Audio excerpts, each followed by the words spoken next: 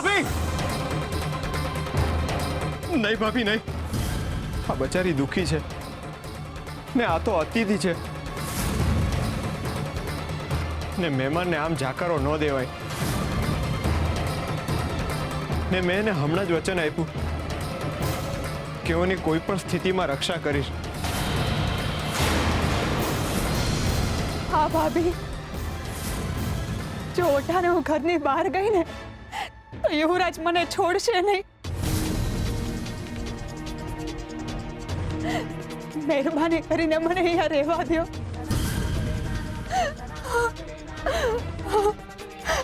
આજની રાત મારા જીવનમાં અંધારું પાથરી દેશે. મને મને આ ઘરમાંથી કાઢશો નહીં. મહેરબાની કરીને મને કાઢશો નહીં. જોયું જોયું તુલસી, કઈ સમજ પડી તને?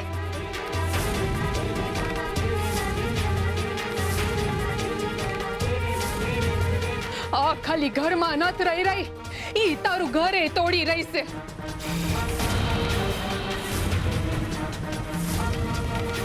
ધીરે ધીરે તારું ઘર અને તારો વર બે ભરખી જાહે આ કાળમુખી. યાદ રાખજે તું.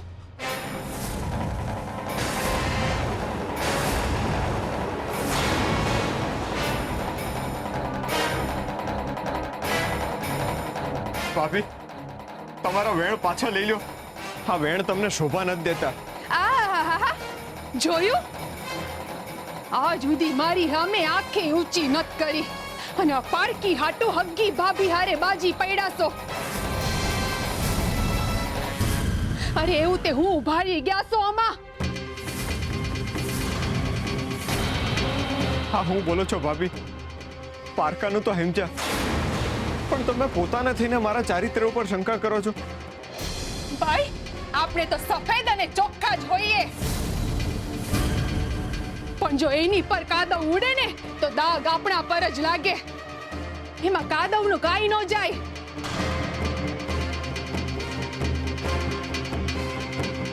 અને આ કાદવ છે કાદવ, એને ઘરની બહાર કાઢો, નહીતર આ ઘર ને તુલસી તારો વર બે ભરખી જાહે. આ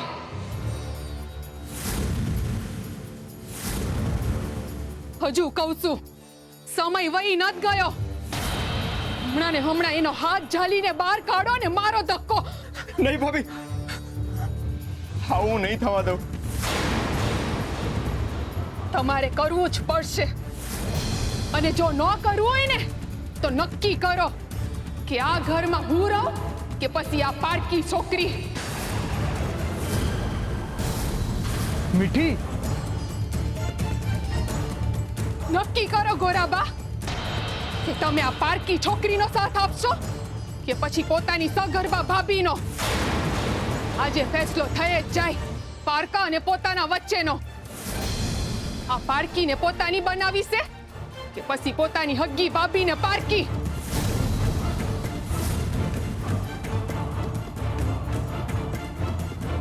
હવે હરીને ન પૂછતા કે મારે શું કરવું છે.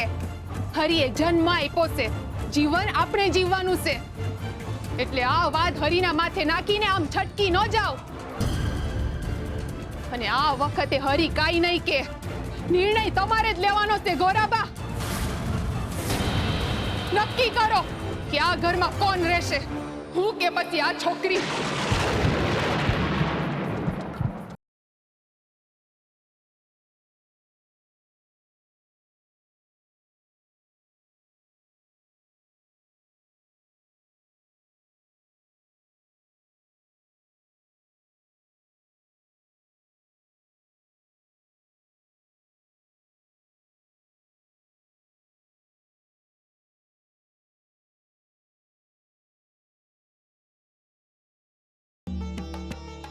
અરે પણ એ મને યાદ કર્યા તો નથી ને?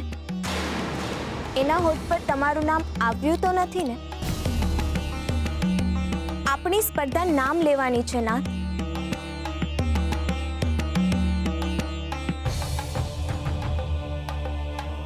વિચારો મારો ભાઈબંધ કેવા ધર્મ સંકટમાં ફસાયો છે.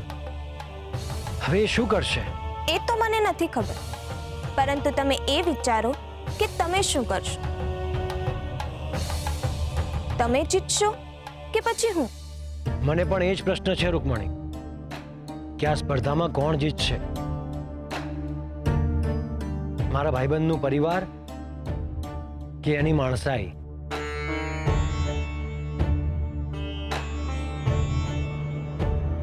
ઊભા હું રહ્યા છો ગોરાબા? ફેંકો અને ઘરની બહાર, નહીતર આ લ્યો મારો હાથ. મને ફેંકો ઘરની બહાર.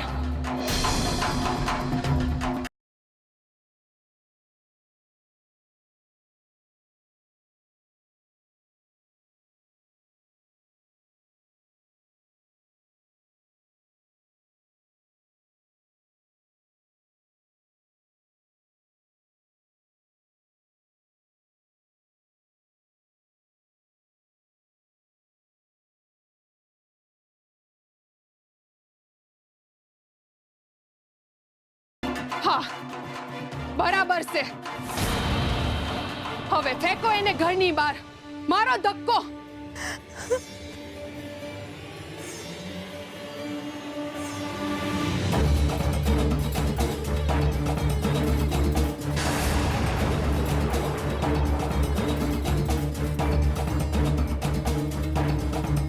ભાભી, એકવાર કોઈનો હાથ પકડીએ ને એનો હાથ અધવચ્ચે છોડી દે ને, એ તો પાપ કહેવાય.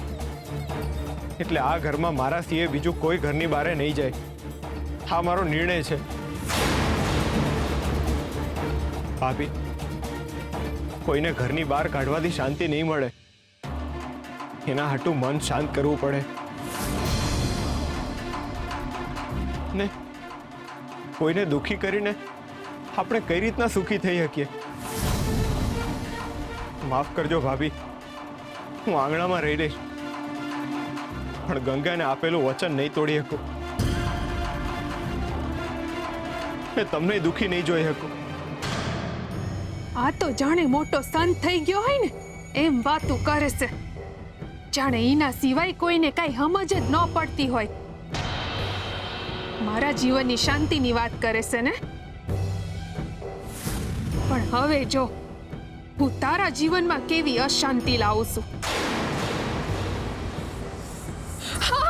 ભાભી, મીઠી, હું થયું? ભાભી, ભાભી, હું થયું? તું દૂર રહેજે મારાથી. મીઠી, મીઠી, હું થાય છે તને? ભાભી, મીઠી, ભાભી.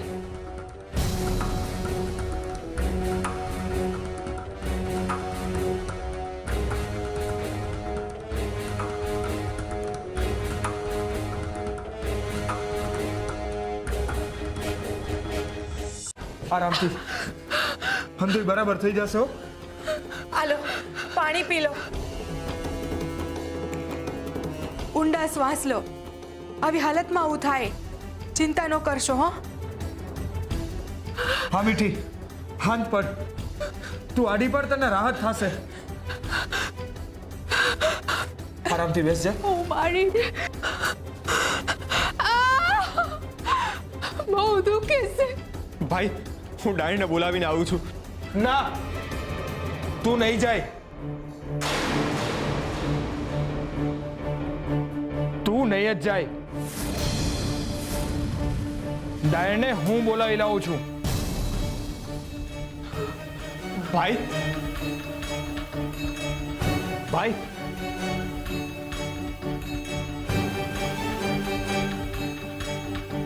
મને ડાયડ પાસે જવા દે. તું અટાણે ભાભી પાસે રહે, એમને તારી વધારે જરૂર છે. હું ડાયડને લેતો આવું છું. પેલા તબિયત બગાડે છે અને પછી ડાયને બોલાવા જાય છે. ગોરા, ઘા આપીને મલમ ના લગાડાય. હું મારી બાયડી અને બાળક બંનેનું ધ્યાન રાખી શકું છું, એટલે તારે મારા પર કોઈ ઉપકાર કરવાની જરૂર નથી. ભાઈ, તને આમ અચાનક શું થયું? કેમ આમ બોલે છે? તો બીજું હું કરું? મેં કાંઈ ખોટું કીધું? મીઠીએ કાંઈ ખોટું કીધું હોય તો તું મને કહે. એણે ગંગા વિશે જે કાંઈ કીધું ને એ હંધુય સાચું કીધું છે. તારે ગંગાને બહાર કાઢવી જોઈએ. તું પોતાના અને પારકાનો ફરક તો સમજે છે ને ગોરા? ભાઈ હા તું બોલે છે? હા, હું જ બોલું છું, પણ તને સમજાય તો ને? એટલે ભાઈ તું એમ કહેવા માંગે છે કે હું માણસાઈને નેવે મૂકી દઉં? ભાઈ તો પછી મારા અને ઓલા ક્રૂર યુવરાજમાં શું ફરક રહેશે? તું તારું મનનું થયરું જ કરવાનું છે ને ગોરા? ભલે કર, તારે જે કરવું હોય, પણ એક વાત યાદ રાખજે, મીઠીની તબિયત પર કોઈ આડઅસર આવી કે મારા થનાર બાળકને કંઈ થયું ને તો યાદ રાખજે ગોરા, મારી નજરમાં પણ તું મારા બાળકનો હત્યારો સાબિત થઈશ. યાદ રાખજે ગોરા, મારા માટે મારી બાયડી અને બાળક કરતા વધારે બીજું કાંઈ નથી.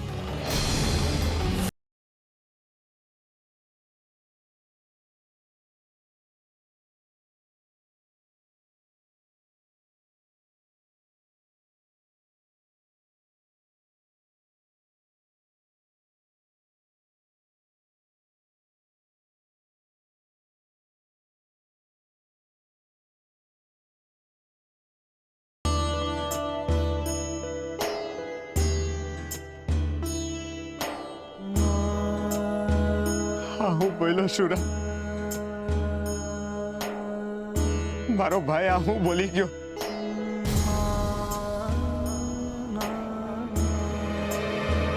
ગોરા, ગોરા,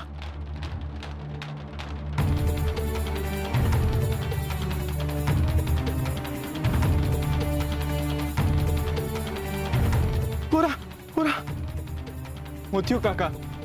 કેમ આમ બૂમો પાડો છો? ગોરા ગજબ થઈ ગયું.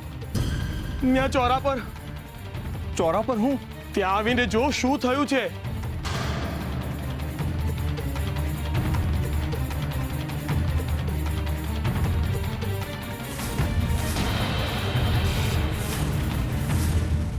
આ બધું કઈ રીતના થઈ ગયું ને કોને કર્યું? કોણ કરે? એક જ વ્યક્તિ હોય ને. મહારાજના સિપાહીઓ આવીને આ બધું બગાડી ગયા. પણ તમે લોકો એમને રોકી શક્યા હોત ને? હા, અમારે તો એમને ના જ પાડવી હતી કે આ કાંકરા નહીં, ગોરા માટે હરી છે. પણ શું કરીએ, એમના ગુસ્સા અમે કોઈની જીભ જ ન ઉપડીને.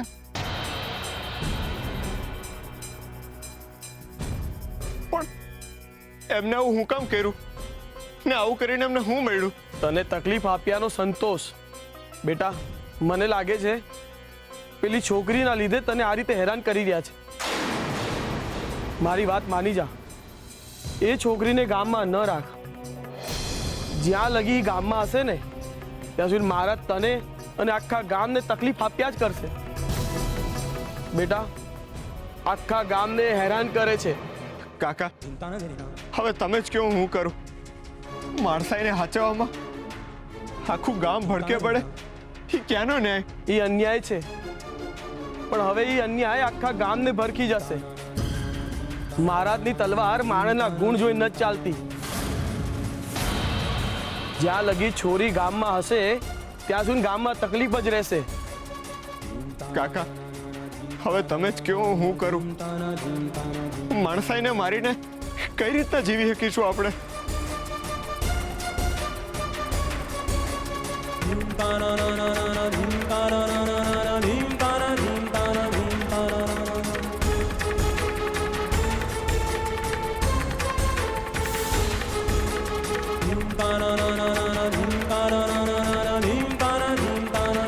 એમને બદલો મારી હારે લેવો તો ને, તો આ કાંકરા વિખેરીને એમને હું મેળવું હશે?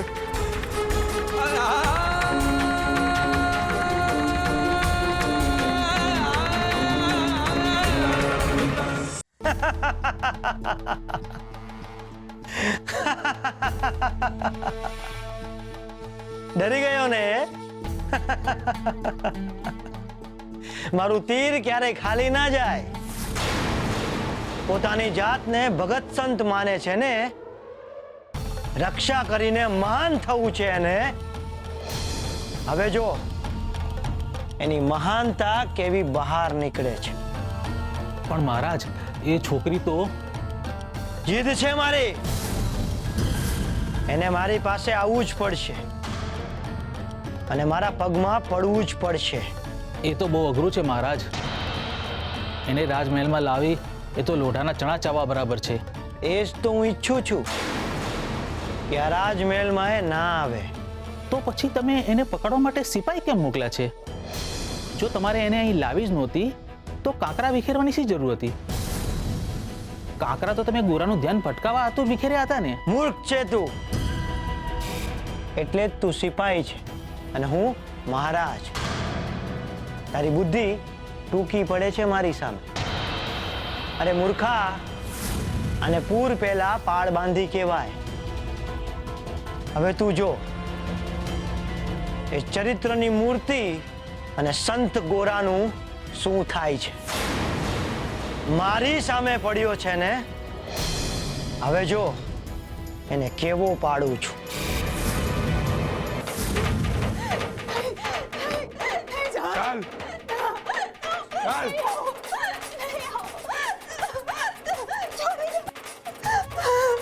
છોડી દો ભલે, છોડી દો.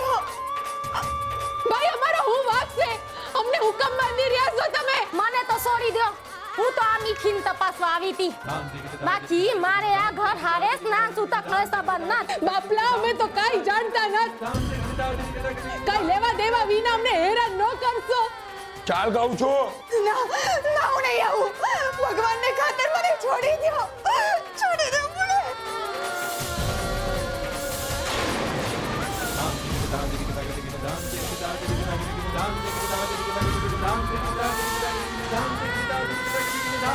છોકરી, હવે તારું આયુ બન્યું છે. ચૂપચાપ ચાલ મહારાજ પાસે. હવે તને બચાવવા કોઈ નહીં આવે, ગોરા ભગત પણ નહીં. નહીં આવું, નહીં આવું.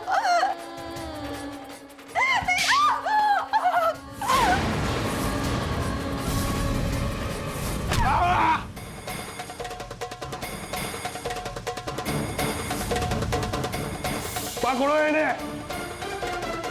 તમે એને પકડો. વાક એનો છે. અરે અમે તો નિર્દોષ છીએ. ભગવાનને માથે રાખીને છોડી દો અમને, છોડી દો. હે હરી, આ કેવી ઉપાધિ આવી પડી છે અમારા ઉપર. અમને બચાવો હરી, મદદ કરો, મદદ કરો હરી. તુલસી માં, મને માફ કરી દેજો. હું જાણું છું કે આ જે કંઈ પણ થઈ રહ્યું છે એ તમારી દ્રષ્ટિએ ખોટું થઈ રહ્યું છે, પરંતુ નિયતિના લેખમાં હું પણ મેઘ નથી મારી શકતો. મનુષ્યના ભાગ્યમાં બનતી ઘટનાઓને ન્યાય આપવા માટે એ મનુષ્ય સાથે જોડાયેલી દરેક વ્યક્તિને અશાંતિનો ભોગ બનવું જ પડતું હોય છે. તુલસીમાં, જે રીતે દવા કડવી હોવાને કારણે ગુણકારી હોય છે, એ જ રીતે આ ઘટના પણ છે. તેમ છતાં તમને થયેલી પીડા બદલ હું તમારી માફી માંગુ છું તુલસીમાં. લાગે છે ભાઈબંધ મને હરાવશે. આજ સુધીના જીવનમાં આવું ક્યારેય નથી બન્યું કે ગોરાએ આટલા દિવસ સુધી મને યાદ ના કર્યો હોય. આજે પહેલી વાર શરતમાં રૂકમણી જીતી જશે. હું તો મારા ભાઈબંધને યાદ કરું જ છું, પરંતુ મારો ભાઈબંધ જ મને યાદ નથી કરતો. આમાં વાંક તો મારો જ છે. આમાં હું શું કરી શકું તુલસીમાં? પણ હા, એક વચન હું તમને અવશ્ય આપીશ કે આ જે કંઈ પણ થઈ રહ્યું છે એનો અંત ઉત્તમ જ આવશે. આ પીડા પુણ્યના દિવસો જ લાવશે.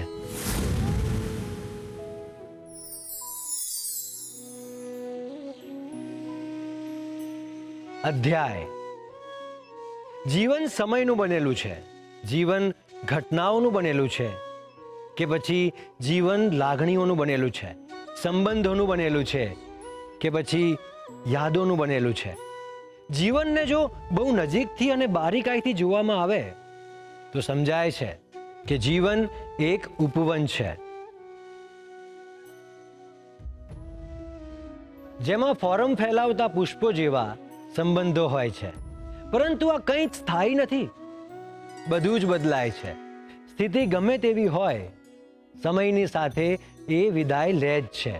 અને એક સ્થિતિ વિદાય લે એટલે તરત બીજી સ્થિતિ સામે આવીને આંગણે ઊભી જ હોય છે. જ્યારે જીવનનો એક અધ્યાય પૂર્ણ થાય છે ત્યારે જીવનનો બીજો અધ્યાય શરૂ થાય છે.